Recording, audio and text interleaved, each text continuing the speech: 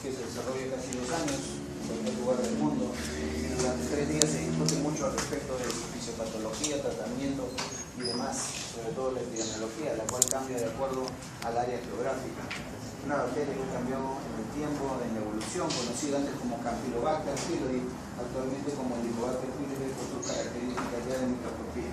Pertenece al género Helicobacter, se sabe, es una gran negativa, estirilada, tiene 4 o 6 paquetes en una parte de los polos, tiene una pared celular con diferentes tipos de proteínas antigénicas y polisacáridos, los cuales tienen una capacidad de despertar una respuesta inmunológica leve y tienen enzimas como la ureasa y catalasas de tipo positivo.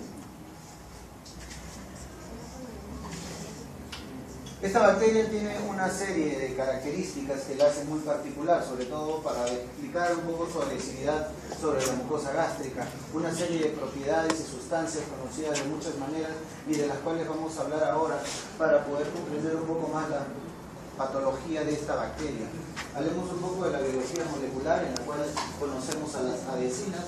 Estas son proteínas que se encuentran en la pared celular y hay 5 adhesinas diferentes catalogadas genéticamente desde el HOP-A o el HOP-A hasta el HOP-E.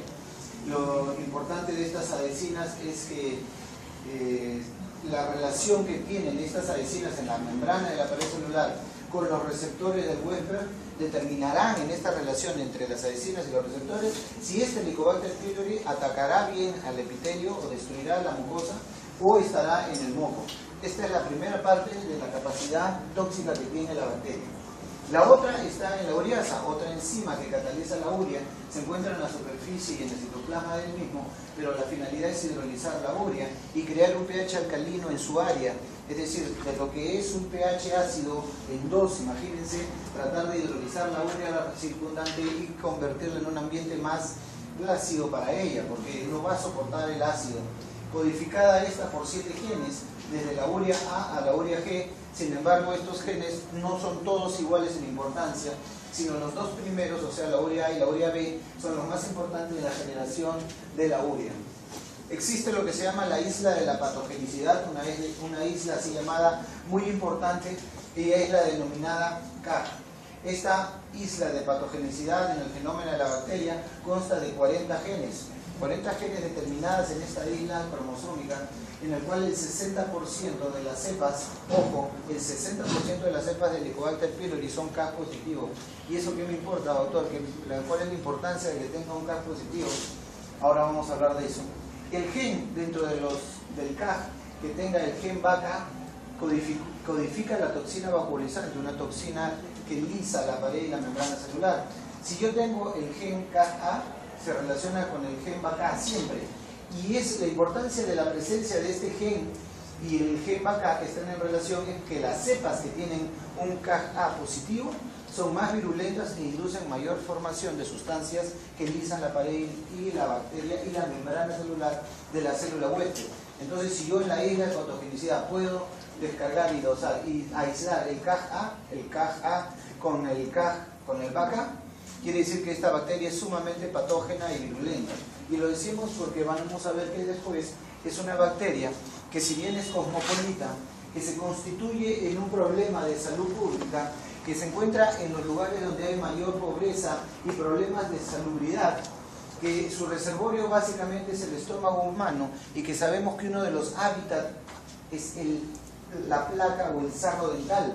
No solo ahí, lo que no sabemos es exactamente de dónde proviene.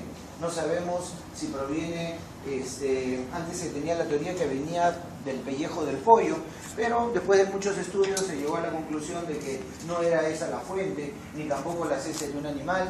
No sabemos cuál es la fuente primaria, por lo tanto no se puede atacar la fuente primaria, sino el efecto de la infección.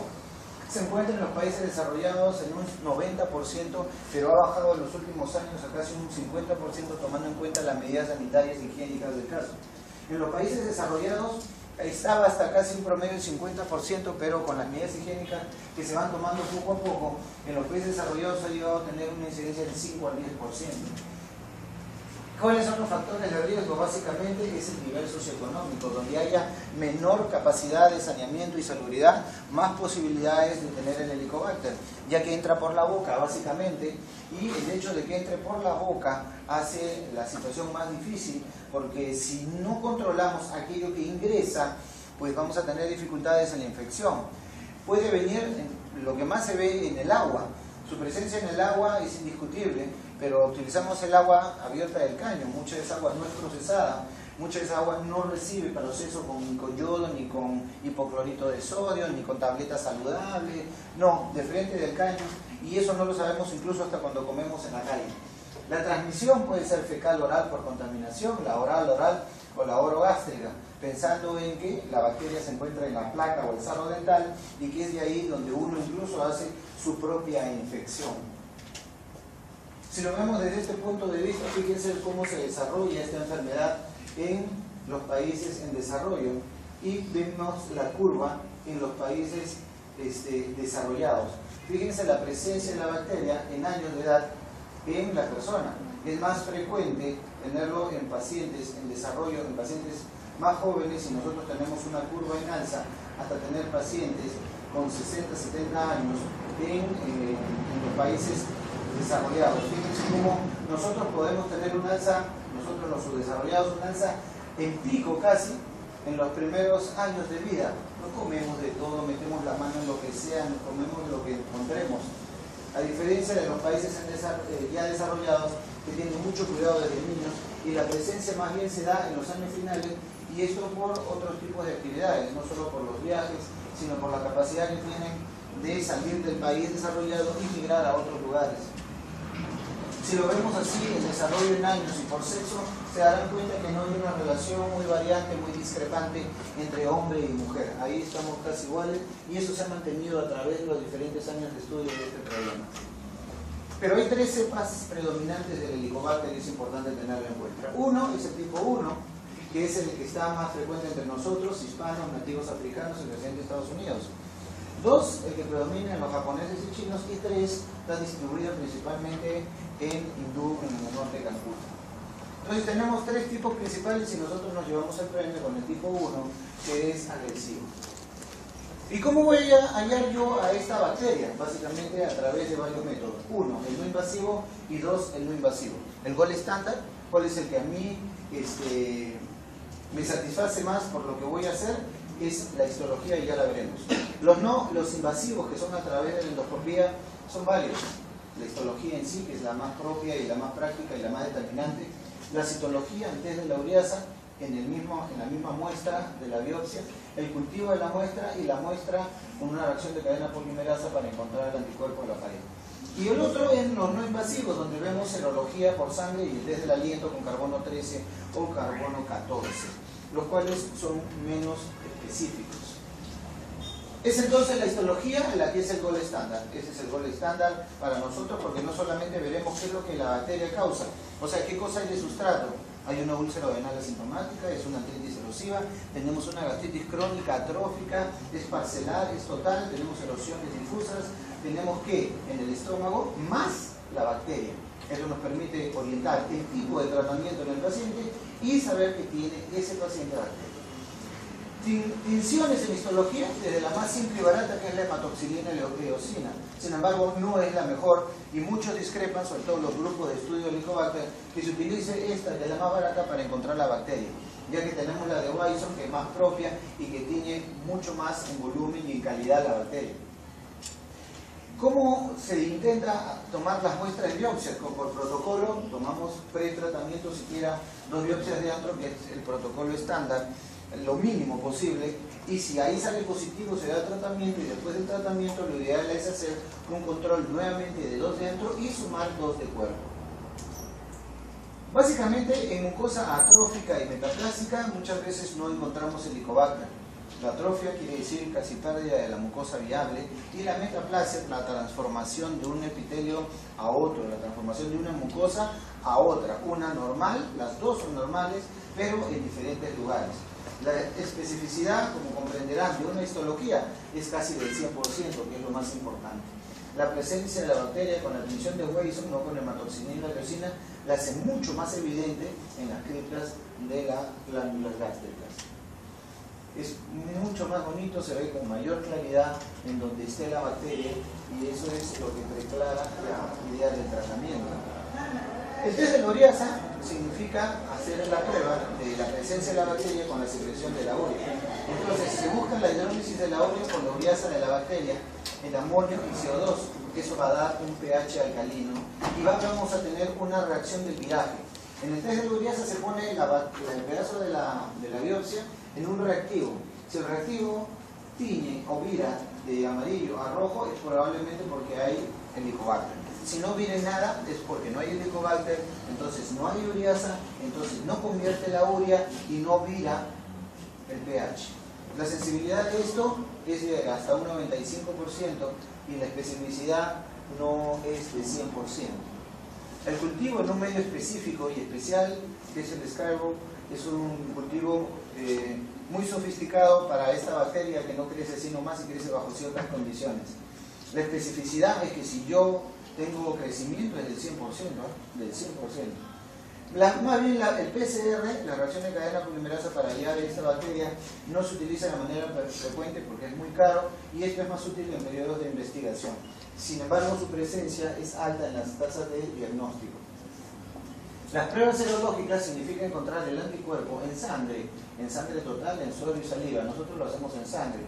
Muy útil, sí, porque nos permite hacer un screening masivo, es más barato que la proteína serológica, que la reacción de cadena polimerasa. No aplicable para test post-tratamiento. Exacto, porque yo puedo tener el anticuerpo IgG de memoria para la bacteria y eso a mí no me da el diagnóstico. A mí me da el diagnóstico el volumen, la cantidad, la cuantificación de la IgM, que es la fase aguda del anticuerpo. Entonces, si yo voy a dar un tratamiento, a mí me conviene tener un previo para saber a cuánto bajó. Si yo tengo 20.000 unidades en los anticuerpos previos al tratamiento y después baja a casi, digámoslo así, 150 unidades, ¿ha habido respuesta o no? Ha habido respuesta. Y eso significa que estamos bien. Pero ¿qué pasa si yo tengo un IgM de entrada de 150? Perdón, después de un tratamiento. Yo no sé cómo haya estado antes, de repente estaba en 170.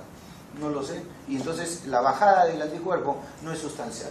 Entonces hay muchos peros con respecto a la utilidad práctica del anticuerpo. Primero, porque requiere uno previo, no requiere un post-tratamiento.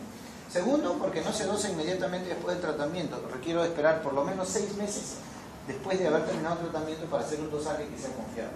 Entonces, como que se vuelve un poco más inservible esta prueba, pero nos ayuda en muchos casos. Y el otro es la presencia de antígenos en heces, lo cual guarda una especificidad del 90 o más, y es de elección en ellos, en los niños, en aquellos que es más difícil ponerles la prueba de inhalación, en las cuales hay que pincharle, y se requiere que por lo menos tenga 8 semanas para el control post-tratamiento. Y el test del aliento, que llega a ser bastante manual y práctico, es ideal para la evaluación post-tratamiento. Más que para el previo, porque para eso está la endoscopía y la biopsia. Es el test del aliento para ver si está la bacteria y al paciente se le da urea marcada con carbono 14 y 13. El carbono expirado se mide con láser o un espectrómetro. En realidad es un espectrómetro de masas este aparato y es un aparato de gran sensibilidad. La especificidad realmente no cubre en todas las expectativas, pero es bastante práctico. Si yo le doy tratamiento, mi espectrómetro de masa me va a ubicar si es que hay bacterias que aún me degradan la urea, y el CO2 va a salir marcado con el carbono 14 o 13 que será leído por el espectrómetro, y en muchos casos a veces llega a ser muy bajo, lo que no determinaría o no descartaría el hecho de que estuviera el helicobacter ahí. Comprender un poco la fisiopatología es comprender cómo interactúa esta bacteria y cómo interactúa con el huésped. Sobre todo, esa interacción entre la bacteria y el huésped es la que va a determinar la enfermedad, va a determinar cómo se está haciendo la patología del paciente. Uno puede tener helicobacter y pasar realmente piola. Puedo tener mi helicobacter y el sistema inmune lo contiene lo suficiente como para que no se exprese. O, lamentablemente, hacer otro tipo de problemas como veremos ahora. La virulencia del helicobacter depende de estas 3 cosas: el factor invasivo, el factor de adherencia y el factor tóxico de la bacteria. La movilidad En realidad es considerada siempre como un factor determinante de la virulencia. Si la bacteria no se pudiera mover y fuera estática, pues dependería de la motilidad, de los flujos de moco, de ácido, del alimento, etc. Pero en este caso la bacteria se mueve solita, en un movimiento espirilado, que es bien bonito cuando uno lo aprecia en el microscopio. Pero es determinante esta movilidad y eso lo hace por el cuerpo y por los flagelos que tiene. Así que esta forma y los flagelos es lo que facilita su paso a través del moco. Si no fuera por la morfología y por los flagelos, esta bacteria de repente sería menos virulenta y no provocaría la patología que queremos. El movimiento espirilado de la bacteria y los flagelos hacen que se fije y llegue a la mucosa y se meta debajo de la capa mucosa. Una vez que ha migrado y se moviliza y llega sobre la superficie, vienen los factores de adherencia. La adherencia entonces es un requisito importante para que colonice el Helicobacter sobre la mucosa. Una cosa es que llegue, otra cosa es que se meta. La adherencia bacteriana está mediada por esas moléculas proteicas que reconocen estas glicoproteínas en la superficie de la célula gástrica. Estas glicoproteínas son importantes porque cada una de ellas cumple una función, pero en el caso del Helicobacter se van a encontrar como receptores y van a ser las más dañadas cuando el Helicobacter ingrese. La pared bacteriana y la membrana celular, recuerden que electropositividad tiene ninguna. Acuérdense que la pared celular, como toda buena célula, recuerden la biología, es de un carácter electronegativo. Entonces, si tenemos dos paredes celulares juntas, se van a rechazar. No es que la pared celular de la bacteria sea positiva, no, vamos a enfrentar las dos paredes y son electronegativas. La fuerza de repulsión de ambas debe ser vencida por este factor de adherencia.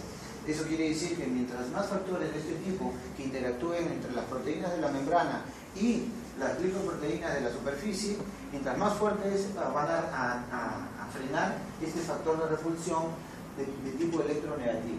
Entonces, cuando yo tengo la bacteria que ya llegó sobre la superficie, va a utilizar muchos factores, entre ellos las adherencias para fijarse en la superficie. Pero debe romper esto, debe romper la electronegatividad bilateral para que no se empuje y no vuele. Entonces, acá entran otros factores, las hemaglutininas. Estos factores de adherencia es el primer mecanismo por el cual el Helicobacter va a iniciar la colonización de la mucosa. Es el más sensible, pero es el más lábil. En cambio, tenemos la hidrofobicidad. A un pH bajo, o sea, a más acidez y presencia de urea, la superficie hidrofílica negativa se pierde parcialmente. O sea, esa capacidad electronegativa puede hacerse menor y electrostáticamente menos poderosa, haciendo que más bien las áreas hidrofóbicas se interrelacionen más con la célula gástrica, a pH bajo y presencia de urea. Por eso es que le conviene a la bacteria, ¿qué cosa? Degradar la urea lo más que pueda y volver el medio. Así es. Y eso le facilita hacer que los bordes sean más hidrofílicos y poder actuar. El otro es el glicocálix. El glicocálix también es un factor de adherencia y son más bien polímeros de tipo extracelular que se unen como puentes a las microvellosidades. Imagínense esa capacidad. O sea que por todos lados la bacteria está acondicionada, como un carro moderno, a tener las mayores facilidades para colonizar la mucosa gástrica. En realidad, este factor sirve como un poro abierto que filtra las macromoléculas e impide la acción de las enzimas líticas. Complementan el suero en los factores de complemento y facilitan la penetración de antibióticos. Este factor, el último, es importante. ¿Cómo llega un antibiótico a la mucosa gástrica? Pasando por el moco y por los factores protectores de la mucosa. Entonces, ojo, porque esta condición hace de que sea más fácil el camino del antibiótico para actuar sobre la membrana de la pared celular de la bacteria en condiciones ácidas por arriba, alcalinas alrededor de la bacteria. Entonces vemos con cada vez más complejidad el hecho que esta bacteria se encuentre sobre la superficie y sobre las células gástricas, y eso hace más complejo la imagen. Si vuelven ustedes a la fisiopatología, entonces veamos los factores tóxicos. ¿Cómo es que la célula, entonces, lejos de permitir la invasión del Helicobacter, esta célula se pueda morir y hacer que se necrose o se vuelva apoptótica, y si es que se necrosa pueda causar úlcera? Fíjense que la ureasa viene a ser una protección frente al ácido, evidentemente, porque me va a degradar la urea y que va a protegerse con una membrana, un medio alcalino. Entonces este factor es muy importante. Sin embargo, le da una provisión de nitrógeno en forma de amonio, porque cuando sucede el cambio de ureasa hemos visto que se forma amonio y CO2, ¿no es cierto? Entonces este amonio le sirve a la bacteria de alimento. El amonio, en respuesta a la inflamación que puede dar la lesión de la mucosa gástrica, porque comprenderán que si hay lesión de la pared celular, hay lesión de los vocales, hay lesión de la glicoproteína y hay lesión de los... ¿Qué forma la pared celular? Una doble membrana fosfolipídica, ¿no es cierto? Y la doble membrana fosfolipídica, cuando es lesionada, agredida, ¿qué produce? Reacción inflamatoria a través del ácido. Despertamos la cadena inflamatoria. Entonces, ese es el problema. El amonio empeora la respuesta inflamatoria que contribuye a la lesión de la mucosa gástrica a través de la producción de monocolaminas. Es un factor importante. La presencia de proteasas y lipasas de la bacteria, como comprenderán, ya su nombre les dice. Proteasas que liberan es para qué. Y si tiene lipasas es para qué. ¿De dónde? Del moco. Entonces abre el moco como si lo cortara con un cuchillo. El moco es una capa que no le va a permitir entrar con mucha facilidad, pero basta que libere sus proteasas y lipasas a la bacteria para que se abra paso. Las fosfolipasas del Helicobacter rompen la integridad de las células epiteliales, evidente, ¿no? Porque si tengo fosfolipasas estoy rompiendo los fosfolípidos de la membrana de la mucosa gástrica y se abre camino y destruye la célula y la rompe. Al hacer eso, va a estimular ¿qué? Lo que habíamos dicho antes, la cascada del ácido araquidónico por ruptura de la misma. Y para terminar los factores tóxicos, tenemos las catalasas y el superóxido de dismutasa. Actúan protegiendo el Helicobacter, no actúan, como comprenderán, solamente en el factor agresivo, sino que lo protegen de los efectos letales de los metabolitos tóxicos, del oxígeno, o sea, de los radicales libres que se producen al interactuar. Mezcla los hidrogeniones que se liberan a través de la cripta, una vez que las células paritales botan para formar el ácido clorhídrico, se une con el oxígeno, pero con el superóxido de dismutasa forma peróxido de oxígeno más oxígeno. Los radicales libres comienzan a dañar la célula, pero el peróxido de hidrógeno que se forma tiene que ser neutralizado nuevamente por las catalasas, porque si no estos dañarían más la célula. La catalasa del Helicobacter se une al peróxido de hidrógeno y lo vuelve a convertir en agua y oxígeno, y así se evita el problema de los radicales libres que dañarían a la misma bacteria. La otra es la citotoxina, que es de tipo vacuolizante, es decir, lisa las vacuolas interiormente, todos los productos del ribosoma granulado, de los lisosomas, los rompe, se instala en las membranas externas de la célula epitelial, ataca las mitocondrias y, como sabrán ustedes, si esta citoxina entra a la célula y ataca a la mitocondria, ¿qué atacó? El motor de la célula.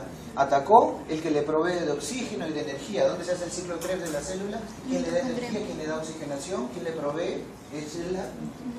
Entonces la célula entra inicialmente en un estado de... es un mecanismo proapoptótico. El problema está cuando esta célula se necrosa, porque ya hay toda una serie de mecanismos inflamatorios que comienzan a trabajar, y dentro de los mecanismos inflamatorios hay las citoquinas que vienen y destruyen por migración a las células que están apoptóticas, hay necrosis del área y comienzan a formarse las lesiones. No solamente es eso, sino que las citoquinas que producen pueden producir vasoconstricción focal y eso producir disminución del riego sanguíneo y isquemia del área.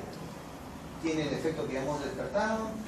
Bueno, y si se interrelaciona con el gel trans A, quiere decir que se relaciona con él, y eso habla de que sería más virulento, más agresivo incluso. Los lipopolisacáridos, como comprenderán, forman parte de la pared externa de la membrana basal de la célula, de la membrana celular, y tiene propiedades de este tipo.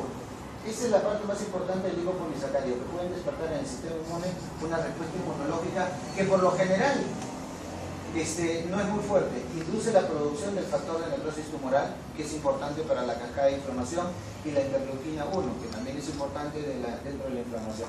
Uno más que el otro dependerá del factor de iniciación del trastorno inflamatorio. Cuando más se estimule el factor de necrosis tumoral, peor la reacción inflamatoria, ¿no es cierto? Entonces ya dejamos de ver a la bacteria como una simple bacteria que ingresa a través de la comida y lo vemos como un tanque, un Panzer alemán lleno de cohetes, lleno de metralletas, un tanque de más de 25 milímetros, sino que estamos viendo una bacteria con todo un armamento, como los flagelos, la ureasa, los lipopolisacáridos, las exotoxinas, las lipasas, todos los elementos que están alrededor de la bacteria que permiten que ella venga sobre la célula gástrica y la destruya y provoque problemas. La fisiopatología es fácil de inducir. Una vez que el helicobacter está en la luz, actúa la ureasa y la movilidad para que llegue a donde se ubique debajo de la capa del moco. Una vez ubicado debajo de la capa del moco, vienen los factores de adherencia, que son los que la van a unir sobre la superficie celular. Una vez que está en la superficie celular, viene la liberación ¿de qué? De los factores tóxicos, lo cual ya producirá la lesión celular. Y por lo tanto, al producir la respuesta celular, viene la respuesta inflamatoria, y si hay respuesta inflamatoria, tendremos la enfermedad. En muchos casos asintomática, dependerá cuál sea el fondo del problema o que encontremos. Y ahí viene este cuadrito. Este cuadrito entonces me propone cómo se ha desplazado el helicobacter y cómo me provoca el problema a lo largo del tiempo. Si yo tengo una mucosa gástrica normal sobre la cual el helicobacter se va a colocar, esto me va a producir una reacción inflamatoria aguda. La infección aguda por el Helicobacter pylori que puede pasar desapercibida, ¿no? No es que vaya a tener un cuadro sintomático como tal. Y el problema es que como pasa desapercibido mayormente, o puede darme una gastritis aguda de acuerdo al cuadro en sí, el problema está en que esto va a ir a la cronicidad casi siempre. Casi siempre va a la cronicidad y da tres cuadros clásicos que debemos recordar. Uno es la gastritis predominantemente antral, o sea, en el tercio distal del estómago. Otro, una pangastritis que no es atrófica, sino es un trastorno inflamatorio generalizado. Y tres, una gastritis atrófica predominantemente de cuerpo para abajo. ¿Cuál es la importancia de identificar endoscópicamente cualquiera de estos tres? Primero, porque la gastritis predominantemente antral es la que nos lleva a que el paciente a la larga, por la infección del Helicobacter, me haga úlcera duodenal. Segundo, el agarrar al paciente y tener el diagnóstico de una pangastritis no atrófica sino inflamatoria, por lo común me llega a que tengo que ir descartando que no tenga un linfoma mal en el largo plazo. Eso asociado a que por lo general estos cuadros, sea la gastritis atrófica, la pangastritis inflamatoria y la gastritis antral, en muchos de los casos son asintomáticos. ¿Y cómo lo descubro? Entrando, viendo y tomando una biopsia. Si no, que se pasa desapercibido. Y el último, la gastritis de tipo predominantemente corporal distal tipo atrófica, es la que en muchos casos degenera a una úlcera gástrica. Pero estos son los que más degeneran a una metaplasia intestinal, los que después pasan a una displasia y a un cáncer gástrico. Esto no pasa de la noche a la mañana, pasa a través de los años en una infección crónica que pudiera no ser reconocida por el paciente y por ende, si no es reconocida por el paciente, menos por nosotros. Entonces el resultado clínico de la infección por Helicobacter se puede traducir en lo siguiente: 80%, si no es más, tiene una gastritis crónica inflamatoria de tipo asintomática. Pasa piola, no parece que hubiera mayor cosa, pero tomo biopsia y ahí lo voy a encontrar. 15-20% me hace una gastritis crónica atrófica con su metaplasia intestinal, estos planos blanquecinos, cambios de mucosa, cambios de color, son los que más nos llaman la atención. Y también la presencia de la úlcera duodenal. La presencia de la úlcera duodenal actualmente se sabe que es una enfermedad infecciosa. El 98% prácticamente depende de la presencia del Helicobacter. Es más, si tengo una úlcera duodenal y no le hicieron biopsia ni tiene ninguna determinación, los protocolos hasta señalan que si no tengo la facilidad de hacerle ningún examen determinatorio por Helicobacter, le dé tratamiento directamente sin hacer ninguna prueba previa. Y menos del 1% felizmente me hacen estos linfomas localizados de tipo mal, de bajo grado o de alto grado, y eso es lo que hay que hacer. La erradicación entonces se impone porque tenemos que estar detrás de ellos. ¿Por qué? Porque no quiero que lleguen bajo la presencia del Helicobacter a tener una gastritis crónica activa y en todo caso que llegue a hacer esto por la actividad, atrofia. Segundo, la presencia de una úlcera péptica, sea duodenal o sea gástrica. Y tercero, que no me desarrolle un linfoma mal que esté en asociación al Helicobacter, que bacán, se ve una regresión de la severidad del linfoma cuando yo trato el Helicobacter cuando está en relación. pero mi problema mayor sería que tendría que terminar haciendo quimioterapia o resecando el estómago por ese factor. Pero una de las principales justificaciones es que ya el Helicobacter es considerado como un factor patogénico y es un carcinogénico de tipo clase 1 ya desde hace muchos años. Estamos hablando del año más o menos 94, que la OMS lo considera como un factor capaz de inducir el cáncer a largo plazo. Entonces ya se convierte en un factor de salud pública. Ya no es una bacterita nomás que me vino en el agua, me contaminó y me infectó. No. Ahora se ve de que esta bacteria puede ocasionar linfoma, puede tener úlcera renal, úlcera gástrica, atrofia, y la atrofia degenerar en un cáncer. Entonces, ¿a quiénes voy a tratar? Voy a tratar a muchos pacientes actualmente, y esto es un resumen de lo que es la última guía protocolar española de tratamiento de Helicobacter pylori, que salió en noviembre del año pasado y que todavía está en boga. Lo que ven ahí es más o menos la cantidad y relación de personas que deben recibir el tratamiento de Helicobacter, y como ven, antes eran solamente 3 indicaciones bien preclaras. Ahora hay que especular al respecto de quiénes tienen el Helicobacter.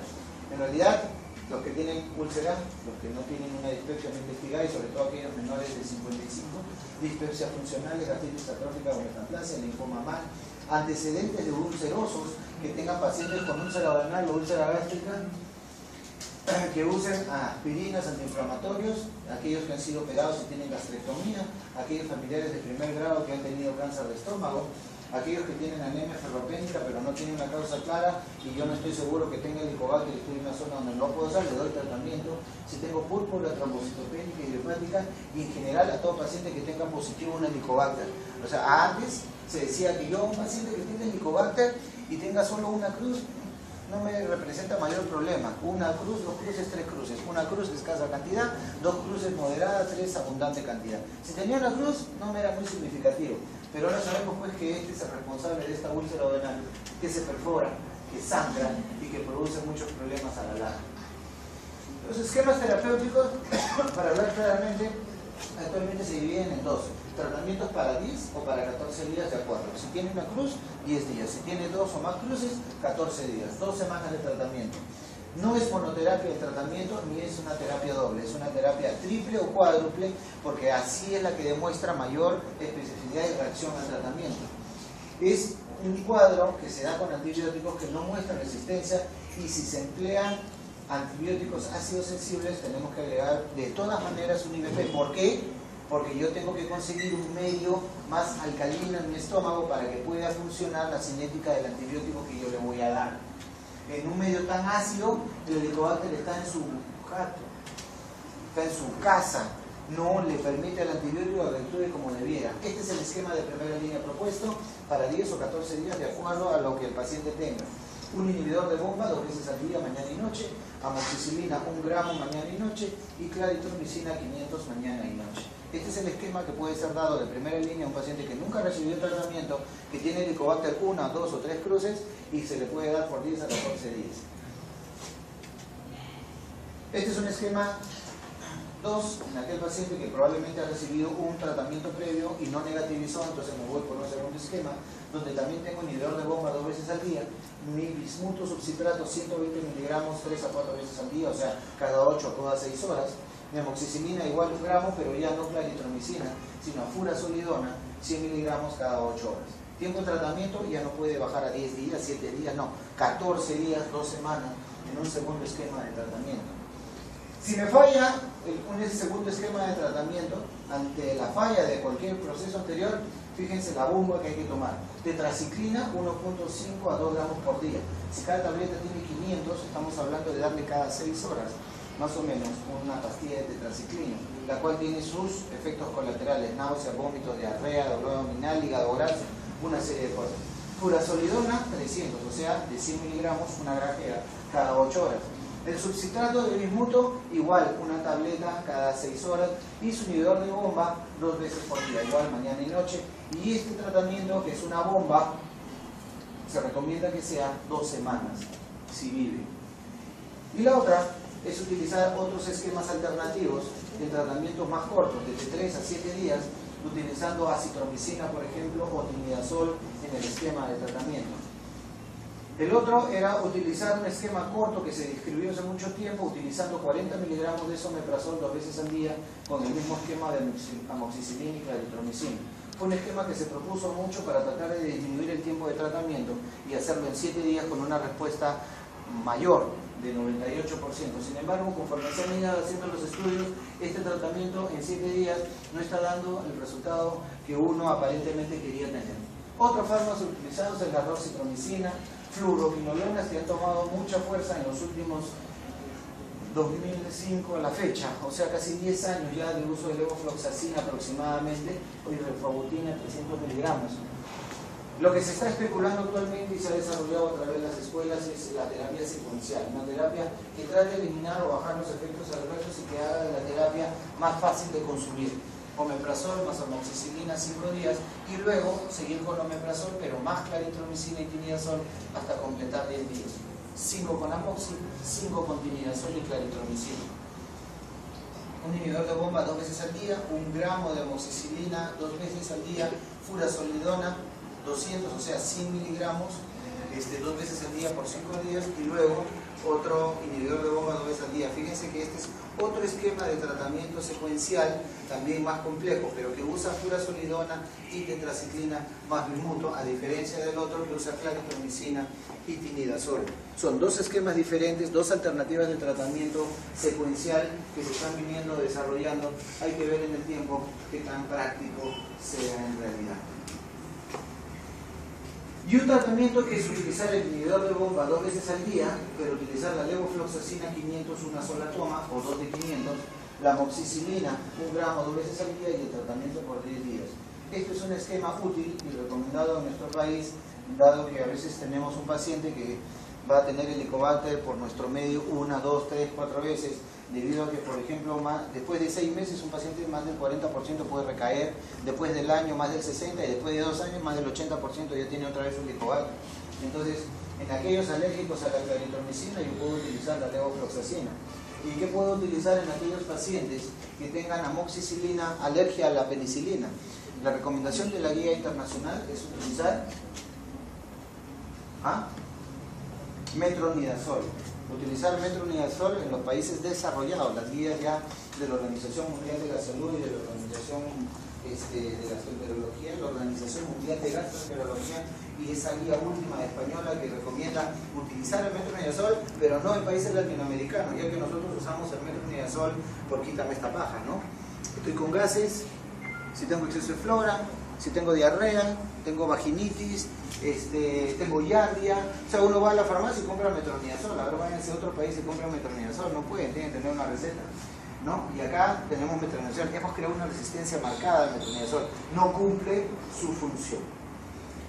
Control post-tratamiento debe realizarse 4 semanas después del finalizado tratamiento, o sea, a las 8 semanas después. Método de elección, el test de Urea para hacer el control. Si podemos, si tenemos las alternativas, hacer la histología. Si la infección persiste, debemos cambiar el esquema y continuar a aún realizar cultivo y antibiograma. Es decir, si yo tengo un paciente que tiene helicobacter positivo, le hago tratamiento, le hago control a las 8 semanas, 2 meses, sigue con helicobacter, le vuelvo a dar tratamiento de otro tipo, 14 días de tratamiento alternativo, sigue con helicobacter, le vuelvo a dar tratamiento, sigue con helicobacter, y supuestamente he conseguido de que él tome agua hervida o tome agua mineral de botella, que no coma así nomás en la calle, que lave sus verduras y hortalizas, que se haga limpieza de odontoprofilaxis para limpiar el sarro o la placa dental 1 o 2 veces al año para no tener reinfección con helicobacter. Pues a pesar de todo eso, entonces cuando yo tengo un cuadro repetitivo, sin un esquema ya o una idea de qué es lo que está pasando, acá es donde entra el cultivo y el antibiograma. Y ver si es que realmente esa bacteria me está haciendo una resistencia marcada a algo. Muy bien, les agradezco la atención. Gracias a ustedes.